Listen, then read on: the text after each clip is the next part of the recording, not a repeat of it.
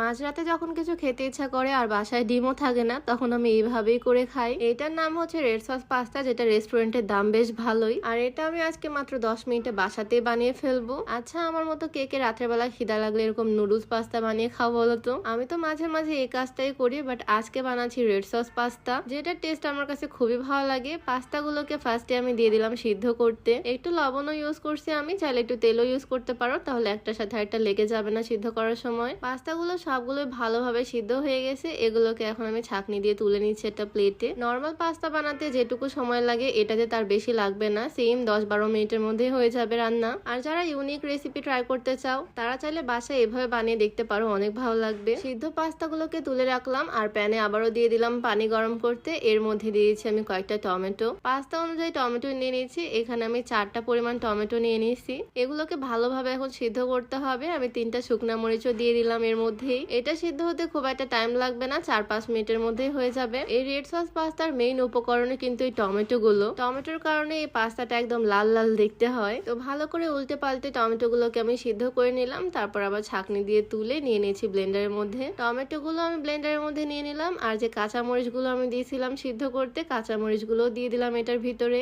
সবকিছু জারের মধ্যে নিয়ে নিলাম। 1 চিমটি লবণ অ্যাড করে ভালো করে এটাকে ব্লেন্ড করে নিতে হবে। মানে টমেটো, মরিচ আর লবণের একটা পেস্ট বানিয়ে নিচ্ছি আমি এখানে। তারপর আবারও চলে আসলাম চুলায়, কিছুটা পরিমাণে তেল দিয়ে নিলাম। তারপরে দিয়ে দিলাম রসুন কুচি, আর এর মধ্যে দিয়ে দিলাম পেঁয়াজ কুচি, কয়েকটা কাঁচা মরিচ। মরিচগুলো মাঝখান দিয়ে চিড়ে দিছি, মানে যেভাবে নর্মাল পাস্তা রান্না করা হয় ঠিক সেম প্রসেসেই। তার মধ্যে দিয়ে দিলাম কিছু টমেটো কুচি। এখানেও সামান্য পরিমাণে লবণ অ্যাড করে নাড়তেছি, আর এখানে চাইলে জিরা অ্যাড করতে পারো সামান্য। সবকিছু ভালোভাবে মিক্স করে নিয়ে এর মধ্যে আমি দিয়েছি আগে থেকে সিদ্ধ করে রাখা পাস্তাগুলোকে আমি ভালোভাবে নেড়ে চেড়ে সবকিছুর সাথে মিশিয়ে নিচ্ছি। নর্মাল পাস্তা কিন্তু এইভাবে রান্না করা হয়, জাস্ট ডিমটা ইউজ করা হয়। যাই হোক, এর মধ্যে আমি দিয়েছি ব্লেন্ড করে রাখা টমেটোর পেস্টটা। এখানে চাইলে সামান্য পরিমাণে টমেটো সসও ইউজ করতে পারো। আমি যেহেতু টমেটোর পেস্ট ইউজ করতেছি এত পরিমাণে, তাই সস দিলাম না। আমার সবগুলো ইনগ্রেডিয়েন্টস দেওয়া কমপ্লিট। এখন জাস্ট এই তরল ভাবটাকে একটু ঘন করে আনতে হবে, তাহলে পাস্তা রেডি। টমেটোর এই পেস্টটা অনেকটাই লিকুইড, এটাকে জাল দিয়ে একটু ঘন করে আনলেই পাস্তা রেডি। এই সেম পাস্তা কিন্তু রেস্টুরেন্টে অনেক দাম দিয়ে কিনে খেতে হয়, আর বাসায় বানালে দেখো মাত্র 10-12 মিনিটের মধ্যে এটা রেডি হয়ে যায়। আর টেস্টও একদম সেম লাগে, কোনো ডিফারেন্স নাই। এই রেড সস পাস্তা তো আমার কাছে দারুণ লাগে। তোমরা চাইলে হোয়াইট সস পাস্তাও একদিন দেখাবো বানিয়ে তোমাদেরকে। আমি যেহেতু টক টক ফ্লেভার একটু পছন্দ করি, সেজন্য